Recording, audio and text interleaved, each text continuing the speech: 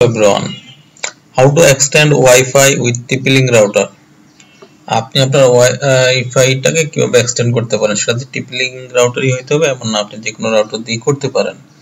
তো এই আপনি আপনার যখন ওয়াইফাইটাকে এক্সটেন্ড করতে যাবেন, এক্সটেন্ডটা আসলে প্রয়োজন হয় যখন আপনার কোনো রাউটার দেখা যাচ্ছে এই রুম থেকে অন্য রুমে সিগন্যালটা পাস হচ্ছে না, বা সিগন্যাল গেলেও সেটা একদম হাই ফ্রিকোয়েন্সিতে যাচ্ছে না, লো ফ্রিকোয়েন্সিতে যাচ্ছে, তখন দেখা যাচ্ছে আপনি স্লো স্পিড বা পিং লস ফ্লাকচুয়েশন এই ধরনের প্রবলেম ফেস করেন।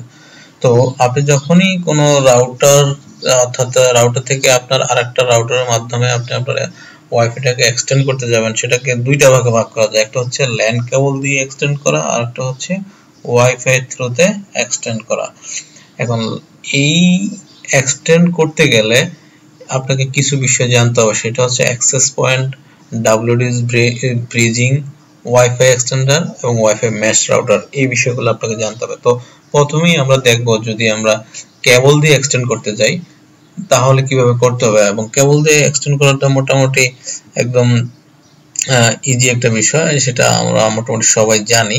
তো আমি এখানে একটু রাফ করেছি, সেটা হচ্ছে ধরুন এই আইএসপি থেকে অপটিক্যাল ফাইবারের মাধ্যমে আপনার পাশে একটা ওএন আসলো, ওএন থেকে আপনার মেইন রাউটারে আপনার ইন্টারনেটটা ঢুকলো। তো আপনি এখান থেকে যেটা করতে পারেন, কেবল টেনে, অর্থাৎ আপনার এখানে ধরুন একটা রুম, এগুলোকে একটা রুম, কেবল দিয়ে আপনি আরো আলাদা রাউটার দিয়ে আপনি সেগুলোকে মেইন রাউটারের সাথে যুক্ত করলেন, যেভাবে আমি ড্রয়িংটা করলাম। তো সেইখানে আপনার এটা থাকবে মেইন রাউটার হিসেবে, বাকিগুলো কি রাউটার হিসেবে রাখবেন নাকি এপি হিসেবে রাখবেন নাকি এক্সটেন্ডার হিসেবে রাখবেন, এটা হচ্ছে জানার বিষয়। তো আপনি চাইলে এটাকে মেইন রাউটার হিসেবে রেখে বাকিগুলোকেও আপনি রাউটার হিসেবে কনফিগার করতে পারেন, বাট প্রবলেম হচ্ছে বাকিগুলো যদি আপনি রাউটার হিসেবে কনফিগার করেন সেই ক্ষেত্রে কিছু সুবিধা আছে, অসুবিধা আছে। সুবিধা হচ্ছে আপনার নেটওয়ার্কটা ভাগ হয়ে গেল, ছোট ছোট নেটওয়ার্কে তৈরি হলো, এতে আপনার ডাটা কলিশনটা কম হবে। আর সমস্যা হলো আপনি যদি আপনার ইউজারগুলোকে একটা নির্দিষ্ট জায়গা থেকে কন্ট্রোল করতে চান, সেটা আপনি পারতেছেন না। তো এই ক্ষেত্রে আপনাকে, আর যদি সেটা পারতেছেন না, আর আরেকটা হচ্ছে যে মূলত আমরা আজকে কথা বলতেছি ওয়াইফাই এক্সটেন্ড কিভাবে করতে পারি।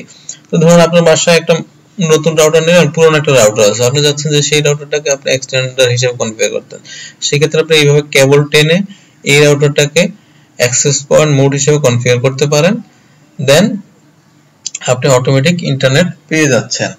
বাট আপনি যদি এটা কেবলে করতে চান, সেই ক্ষেত্রে আপনি কিভাবে করবেন, সরি, আপনি যদি ওয়াইফাইতে অর্থাৎ আপনি যদি রেডিও ফ্রিকোয়েন্সির মাধ্যমে কোনো কেবল ছাড়া এটাকে এক্সটেন্ড করতে চান আপনার ওয়াইফাইটাকে, তাহলে সেই ক্ষেত্রে আপনি কিভাবে করবেন। তো এর আগে আপনাকে যে বিষয়গুলো জানতে হবে, যেটা আমি বলতে যাচ্ছিলাম, সেটা হচ্ছে যে অ্যাক্সেস পয়েন্ট কি, WDS ব্রিজিং কি, ওয়াইফাই এক্সটেন্ড কি, ওয়াইফাই মেশ কি। আমি যদি একটু দেখি যে আগে আমরা অ্যাক্সেস রাউটারের মোডগুলো একটু বুঝি। এটা হচ্ছে অপারেশন মোড, একটা হচ্ছে ওয়্যারলেস রাউটার। ওয়্যারলেস রাউটার তো অবশ্যই হইতে হবে, অর্থাৎ আপনার মেইন রাউটার যেটা আইএসপি থেকে পিভিপিওই বা ডাইনামিক বা স্ট্যাটিক আইপি দ্বারা কানেক্টেড থাকবে, দেন সে আপনার ওয়াইফাইটাকে ডিস্ট্রিবিউট করবে। আর একটা হচ্ছে অ্যাক্সেস পয়েন্ট, আমি WIS টাতে পরে আসতেছি। আর একটা হচ্ছে অ্যাক্সেস পয়েন্ট, সেই ক্ষেত্রে হবে কি আপনার মেইন একটা রাউটার আছে, সেটা থেকে, যে আমি যেরকম দেখলাম মেইন একটা রাউটার আছে, সেটা থেকে বাকি রাউটারগুলোকে আপনি অ্যাক্সেস পয়েন্ট হিসেবে কনফিগার করলেন। অর্থাৎ এই ক্ষেত্রে আপনি এটা শুধু ওয়াইফাইটাকে এক্সটেন্ড করবে, আপনার যে সাবেক যে ওয়াইফাই নাম আছে সেটাকে কভারেজটা বাড়াবে, বাট আপনার এটা কোনো আইপি থ্রো করবে না, বা এটাতে কোনো ডিসিপি সার্ভার থাকবে না, এটাতে কোনো কন্ট্রোল প্যানেল থাকবে না, সব কন্ট্রোল হবে এখান থেকে, জাস্ট এটা আপনার ওয়াইফাইটাকে এক্সটেন্ড করে দিবে, এইটুকুই কাজ। বাট এই ক্ষেত্রে একটা সমস্যা হলো, আপনার নেটওয়ার্কটা কিন্তু বড় হয়ে যাবে, আপনার নেটওয়ার্কটা বড় হবে। সো এই ক্ষেত্রে ডাটা কলিশন ইউজার যদি বেশি হয়ে যায়, তখন কিন্তু আপনার কলিশন হবে, ট্রাফিকে প্রবলেম হবে, আপনি স্লো স্পিড ফ্লাকচুয়েশন বিভিন্ন ধরনের সমস্যা ফেস করবেন। আর আরেকটা হলো, আপনি ধরেন এখানে চারটা রাউটার মিলে আপনার ইউজার হয়ে গেল 50 জন, আর সবগুলা আইপি কিন্তু হ্যান্ডেল করতেছে এই মেইন রাউটারটা। সো এটা যদি কম দামি বা নরমাল রাউটার হয়, তাহলে সেক্ষেত্রে কিন্তু সেই এতগুলা ইউজারকে হ্যান্ডেল করতে পারবে না। যে আরেকটা হচ্ছে, সরি, আর হচ্ছে এক্সটেন্ডার মোড। এখন অ্যাক্সেস পয়েন্ট আর এক্সটেন্ডার মূলত প্রায় একই জিনিস। এখানে এই এন সিরিজের রাউটারগুলোতে এই অপশন আছে, আপডেট রাউটারগুলোতে শুধু রাউটার মোড আর অ্যাক্সেস পয়েন্ট এই দুইটাই রাখা হয়। কারণ হচ্ছে রেঞ্জ এক্সটেন্ডার হচ্ছে আপনি ওয়াইফাই থ্রুতে যখন এক্সটেন্ড করবেন সেটাকে বলে রেঞ্জ এক্সটেন্ডার, আর অ্যাক্সেস পয়েন্টগুলোকে বলা হয় আপনি যদি কেবলের মাধ্যমে আপনার ওয়াইফাই রেঞ্জটা বৃদ্ধি করেন বা এক্সটেন্ড করেন। তো এটা ঘুরে ফিরে একই কথা, আপনি কেবলে করেন আর ওয়াইফাই তে করেন, মূলত এই দুইটাই এপি হিসেবে কাজ করে। আর ডব্লিউআইএসপি কি? ডব্লিউ মানে ওয়ান সাইড আইএসপি, অর্থাৎ আপনার এখানে কোনো রাউটার থাকবে না, রাউটার থাকবে আইএসপি তে। আইএসপি থেকে সরাসরি আপনার এখানে একটা এপির মাধ্যমে আপনি ইন্টারনেট পাবেন, অ্যাক্সেস পয়েন্ট হয়ে যাবে, অর্থাৎ আপনার কোনো রাউটার থাকবে না, সমস্ত কন্ট্রোল হবে আইএসপি থেকে। এবং আপনার নিজস্ব কোনো নেটওয়ার্কও থাকবে না, সেই নেটওয়ার্কটা হবে আইএসপি থেকে। আইএসপি আপনাকে আইপি তে আপনি এখানে জাস্ট একটা অ্যাক্সেস পয়েন্ট পাবেন, অ্যাক্সেস পয়েন্ট থেকে আপনি ইন্টারনেট ইউজ করতে পারেন। এটা হচ্ছে ডব্লিউআইএসপি যদি এই মোডটা সিলেক্ট করেন। তো এখন যদি আমরা আপডেটেড রাউটারগুলো একটু যাই, সেক্ষেত্রে আমরা দেখবো যে আগের এই রাউটার মোড আর অ্যাক্সেস পয়েন্ট ডব্লিউ এক্সটেন্ডার বা ডব্লিউএসআইপি এই অপশনগুলো এখন আর নাই। সো এখন আমরা কেবলিং এটা কিভাবে করব সেটা যদি একটু সংক্ষেপে বলি। আপনার এখানে ওয়ান পোর্টে আসা আইএসপি লাইনটা লাগবে, ল্যান পোর্ট থেকে আপনি যে কোনো একটা পোর্ট থেকে আরেকটা রাউটারের যে কোনো পোর্টে আপনি লাগাইলেই কিন্তু এটা এপি হিসেবে কনফিগার করতে পারবেন। অর্থাৎ এখানে একটু ডিফারেন্স আছে, আপনি যখন কেবলের মাধ্যমে এক্সটেন্ডার গুলো বানাবেন অর্থাৎ তারপর নেটওয়ার্কটাকে বড় করবেন, সেক্ষেত্রে আমি দুইটা অপশন বললাম, একটা রাউটার হিসেবে করতে পারেন, এপি হিসেবে করতে পারেন। তো এপি হিসেবেই আমি আজকে এপির বিষয়টাই কথা বলতেছি। তো এপি হিসেবে করতে গেলে আপনাকে কি করতে হবে, রাউটারের ওয়ান পোর্টে কানেকশন দেওয়া যাবে না, যদি এখানে একটা কন্ডিশন আছে, যদি আপনার রাউটারে অ্যাক্সেস পয়েন্ট মোড এই অপশনটা না থাকে, অর্থাৎ এপি হিসেবে কনফিগার করার কোনো অপশন যদি আপনার রাউটারে না থাকে, সেই ক্ষেত্রে করণীয় হলো আপনি নেটওয়ার্কে যাবেন, ডিএসসিবি সার্ভারে যাবেন, আপনার এই ডিএসসিবি এনাবল আছে, ডিএসসিবিটাকে অফ করে দিবেন। অফ করে দিয়ে জাস্ট এইটুকুই কাজ, ডিএসসিবিটা অফ করে দিবেন আপনার, এবং রাউটারটাকে রিবুট দিবেন। ডিএসসিবি অফ করে দিয়ে সেভ তো অবশ্যই করতে হবে, সেভ করে রাউটারটাকে রিবুট দিবেন। রিবুট দেওয়ার পর রাউটারের ওয়ান পোর্টে না, ল্যান পোর্ট আমি একটু দেখাই, টিপি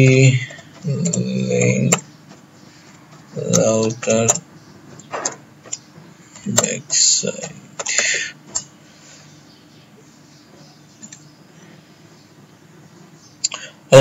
এই যে এখানে ব্লু, আমি যদি এটাকে একটু বড় করি, এই যে ব্লু কালারের যে পোর্টটা আছে এই পোর্টটা খালি থাকবে, এটাতে কোনো কেবলই লাগানো যাবে না যখন আপনি এপি হিসেবে কনফিগার করবেন, এবং রাউটারে এপি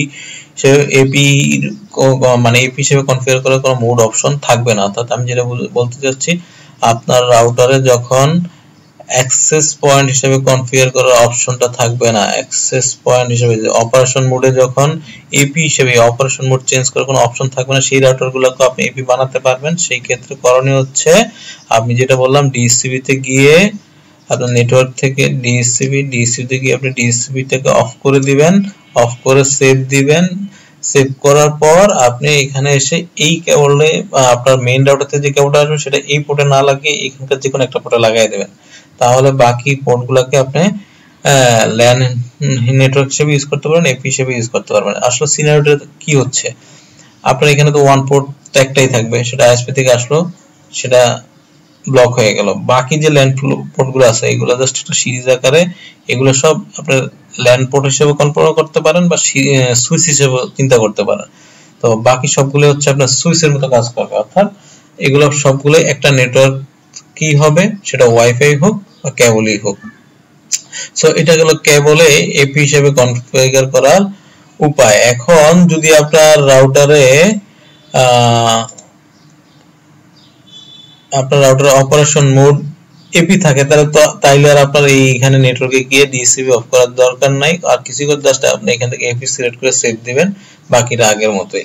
এগুলো হচ্ছে কেবলে। এবার যদি আপনি ওয়াইফাই থ্রুতে করতে চান, সেটা হচ্ছে ডাব্লিউডিএস ব্রিজিং।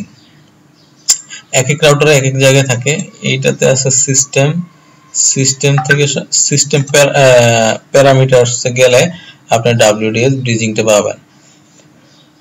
সো এই যে WDS ব্রিজিং, এখানে যদি আমি এনাবল ক্লিক করি তখন আপনার এখানে আশেপাশে যে ধরেন আপনার মেইন রাউটারটার নাম আছে টিপি-লিংক সন্তান, সাপোজ আমি দেখলাম রাউটার 1, আপনার মেইন রাউটারের ওয়াইফাই নাম আছে রাউটার 1। তো এখানে যখনই আপনি ক্লিক করবেন এটা হচ্ছে জাস্ট, আমি যদি আবার বলি এই কেবলগুলো থাকবে না, এটা ফ্রিকোয়েন্সি কেবল ছাড়া ফ্রিকোয়েন্সির মাধ্যমে আপনি একটা রাউটারের সাথে আরেকটা কানেক্টেড করবেন। তো সেই ক্ষেত্রে যেটা করতে হবে আপনাকে, আবার আমি বললাম আপনি এক এক রাউটার এক এক জায়গায় থাকে, আপনি WDS টা খুঁজে বের করে এটাকে টিক মার্ক দিয়ে দিলেন, তারপর সার্ভে দিলেন, সার্ভে দেওয়ার পর আপনার এখানে अवेलेबल যত নেটওয়ার্ক আছে সেই নেটওয়ার্কগুলো শো করবে। এখন আপনি সব নেটওয়ার্কের সাথে তো কানেক্ট হতে পারবেন না, কারণ হচ্ছে আপনি সব নেটওয়ার্কের ওয়াইফাই পাসওয়ার্ড জানেন না। তো আপনি আপনার মেইন রাউটারের যেটা ওয়াইফাই নাম জানেন সেটা যখন সিগন্যাল এখানে শো করবে সেটা এখান থেকে চুজ দিবেন, তো দেওয়ার পরে আপনার কাছে পাসওয়ার্ড চাইবে, আপনি আপনার রাউটারের পাসওয়ার্ড দিবেন, দেওয়ার পর আপনি এখানে সেভ দিবেন, কানেক্টেড হয়ে গেল, ডান। এবার 5G কেও আপনি যখন ব্রিজিং করবেন সেম প্রসিডিউর। সো এই ক্ষেত্রে আপনার সুবিধা হলো আপনার কেবল লাগতেছে না, কেবল ছাড়াই আপনি আপনার ওয়াইফাইটাকে ব্রডব্যান্ড করতে পারলেন, এক্সটেন্ড করতে পারলেন। সো যেটা হলো আপনার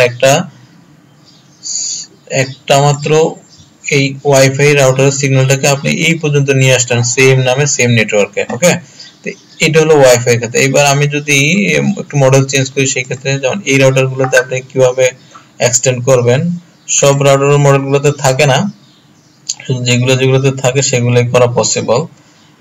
এই যে এটা তো WDS ব্রডকাস্টিং আছে। সো আপনি যখন এখানে এনাবল দিবেন, সরি SSID ব্রডকাস্টিং না, এখানে একটু মিস্টেক হয়েছে, এটা হচ্ছে WDS।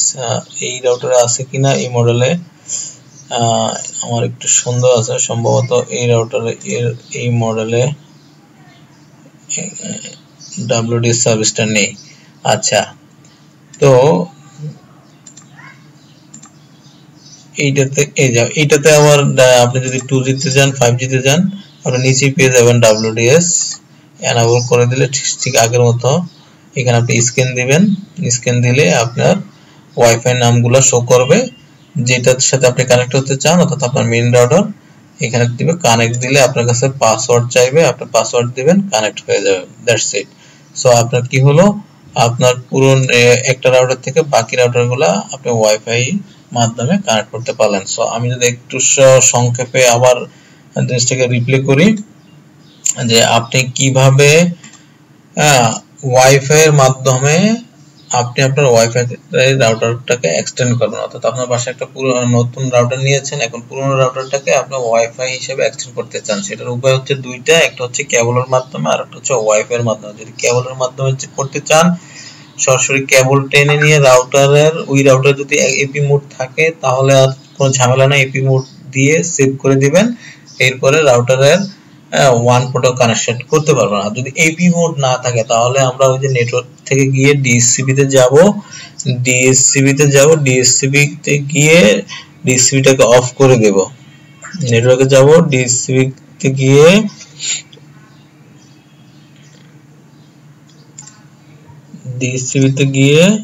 ডিএসসিবিটাকে এনাবল আছে এটা ডিসেবল করে দেব। এটা হলো শুধুমাত্র যেই সব রাউটারগুলোতে এপি মোড করার অপশন থাকবে না, দেন আপনি এবং যেই সব রাউটারগুলোতে এপি মোডে থাকবে না সেটা দুইটা কন্ডিশন। ফার্স্ট কন্ডিশন হচ্ছে আপনাকে ডিএসসিবিটাকে ডিসেবল করতে হবে, সেকেন্ড কন্ডিশন হচ্ছে আপনাকে এই পোর্ট বাদ দিয়ে বাকি যে কোনো একটা পোর্টে আপনার মেইন রাউটার থেকে যে কেবলটা আসছে সেই রাউটারটা লাগাইতে হবে আর এই পোর্টটা খালি থাকবে। আর যেগুলোতে এপি মোড থাকে সেগুলোতে আপনি এই পোর্টে লাগাইতে পারবেন, কোনো সমস্যা নাই, বাকিগুলোকে আপনি ল্যান হিসেবে ইউজ করতে পারবেন। আর রাউটার থেকে জাস্ট মোডটা চেঞ্জ করে এপি মোড করে দিলেই হবে, অপারেশন মোডে গিয়ে অ্যাক্সেস পয়েন্ট মোড করে দিলেই হবে। সো এইভাবে আপনি আপনার ওয়াইফাইটাকে কেবলের মাধ্যমে এক্সটেন্ড করতে পারেন আর আপনার রাউটারটাকে। আর যদি আপনি আপনার রাউটারটাকে ওয়াইফাই থ্রুতে করতে চান সেক্ষেত্রে আপনাকে WDS ফিচারটাকে কাজে লাগাতে হবে, অর্থাৎ WDS ফিচারের মাধ্যমে আপনি আপনার ওয়াইফাইটাকে এক্সটেন্ড করতে পারেন, পুরনো রাউটারটাকে কাজে লাগাতে পারেন। সো এই এক এক মডেল এটা এক এক জায়গায় থাকে। এখানে আছে সিস্টেম টুল, সিস্টেম টুল থেকে এটা হলো TP-Link আর্চার C6 সিস্টেম প্যারামিটারে গেলে আপনি একটু নিচের দিকে নামলে এই enable WDS ব্রিজিং এর মাধ্যমে আপনি ওয়াইফাই এর মাধ্যমে ব্রিজ তৈরি করতে পারবেন। আর TP-Link এক এক মডেলে এটা এক এক জায়গায় থাকে, আগে বলেছি। যেমন এটা হলো TP-Link আর্চার C50 50, এইটার ক্ষেত্রে আপনার এইখানেই আছে WDS এর ফিচারটা, জাস্ট এখানে enable করে দিলে স্ক্রিন দিলে আপনার ওয়াইফাই না শো করবে কানেক্ট, দ্যাটস ইট। পাসওয়ার্ড চাইবে এখানে, যেহেতু এগুলো ইমিউলেটেড তাই কারণে পাসওয়ার্ড চাচ্ছে না, দেন সেভ দিলে আপনি কানেক্টেড হয়ে গেলেন। সো এইভাবে আপনি আপনার রাউটার পুরনো রাউটারগুলোকে এপি হিসেবে কনফিগার করে আপনি আপনার ওয়াইফাইটাকে ব্রডেন্স করতে পারেন, এক্সটেন্ড করতে পারেন। Thank you everyone.